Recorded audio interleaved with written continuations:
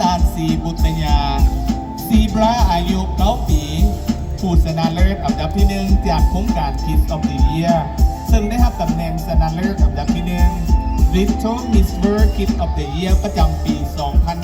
2023ซีบราตานซีบุตยาซึ่งอยากศึกษาอยู่ที่โรงเรียนเหลียวโตสามารถสื่อสารภาษาจีนได้ 100%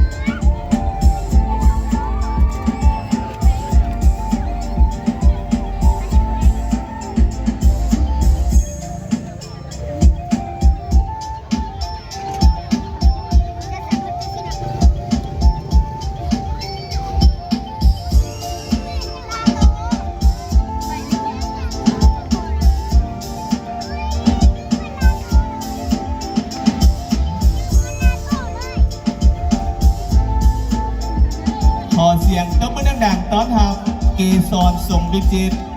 เกษร สมวิจิตรอายุ 8 ปีผู้ชนะเลิศอันดับที่1จากโครงการ Beauty Kids ซึ่งได้รับตำแหน่ง Mini Miss International Beauty Power Kids ประจำปี 2022จากกลุ่มเยาวชนศูนย์กลางสาวนุ่มประชาชนปฏิบัติลาว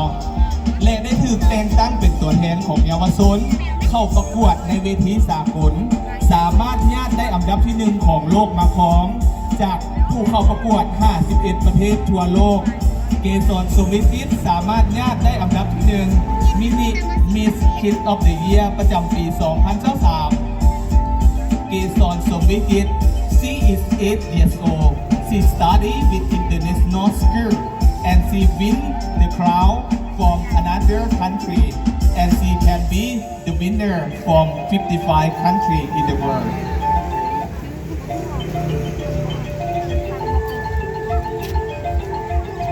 เป็นนางงามเยาวชนที่ประสบผลสำเร็จเนาะประกวดได้อันดับที่1ของโลกมาครองมาลัยอักษรแก้วสุริวงศ์มาลัยอักษรแก้วสุริวงศ์หรือน้องลีน่าซึ่งได้รับตำแหน่งจากกลุ่มเยาวชนศูนย์กลางสาวนุ่มประชาชนปฏิบัติลาว Miss International Beauty Power ลาวคิดประจำปี 2022และได้ถูกแต่งตั้งเป็นตัวแทนของเยาวชนเข้าร่วมประกวดในเวทีสากลคือกับมาลัยอักษร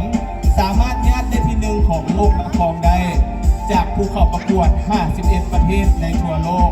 เราสามารถญาติได้อันดับที่1ของรุ่นหลานน้อยอายุกลาง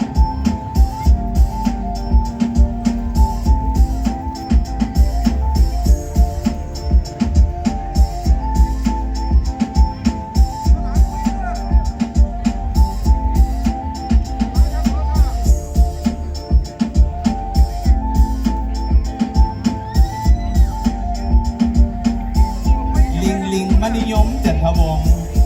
ลิงมณิยมจันทวงศ์อายุ 11 ปี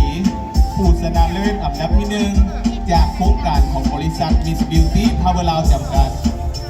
ซึ่งได้รับตำแหน่งชนะเลิศอันดับที่1 Little Miss Universe Kids of the Year ประจำปี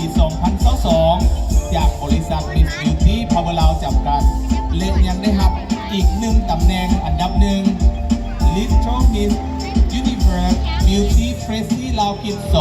2023 ที่ศูนย์การค้าลาวไอเทค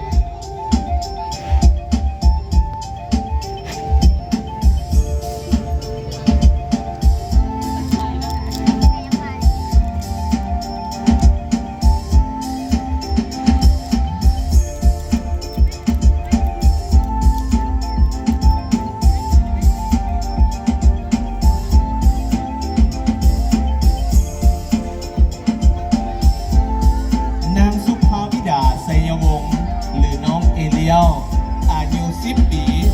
ผู้ชนะเลิศอันดับที่1จากโครงการ Kids of the Year ซึ่งได้รับตำแหน่งชนะเลิศอันดับที่1 Little Miss Universe Kids of the Year ประจำปี 2023 เอเลียได้ถือแต่งตั้งเป็นทูตวัฒนธรรมของเยาวชนเข้าร่วมรับรางวัลอวอร์ดอยู่ที่ราชอาณาจักรไทยในเดือนที่ผ่านมา ข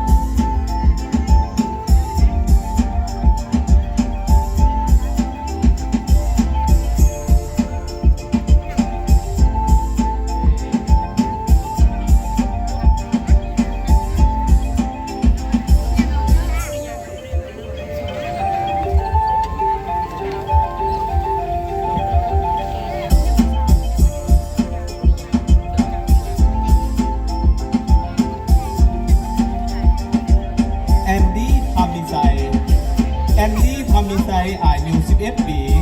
ผู้ชนะเลิศอันดับที่ 1 จากทางกลุ่มเยาวชนศูนย์การสอนหนุ่มประชาชนปฏิบัติลาว ซึ่งได้รับตำแหน่งชนะเลิศอันดับที่ 1 ของเยาวชนรุ่นที่ 2 ที่ประกวดตำแหน่ง Retro Miss Universe Kid of the Year ประจำปี 2022 จากกลุ่มเยาวชนศูนย์การสอนหนุ่มประชาชนปฏิบัติลาว ที่ร่วมกับบริษัท Miss Beauty Power ลาวจำกัด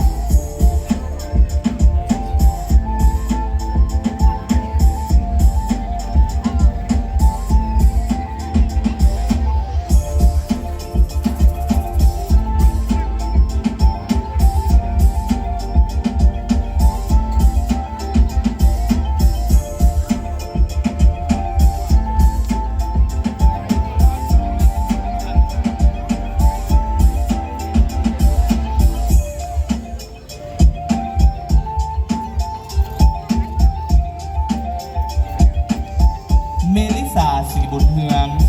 เมลิสาสีบุญเฮืองอายุ 11 ปี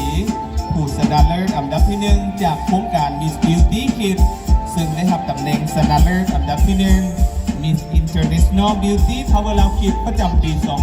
2022 จากกลุ่มเยาวชนศูนย์การสอนหนุ่มประชาชนปฏิบัติลาว นอกจากเป็นนางงามแล้ว ยังเป็นนักร้องเยาวชนและยังเป็นพิธีกรของเยาวชนอีกด้วย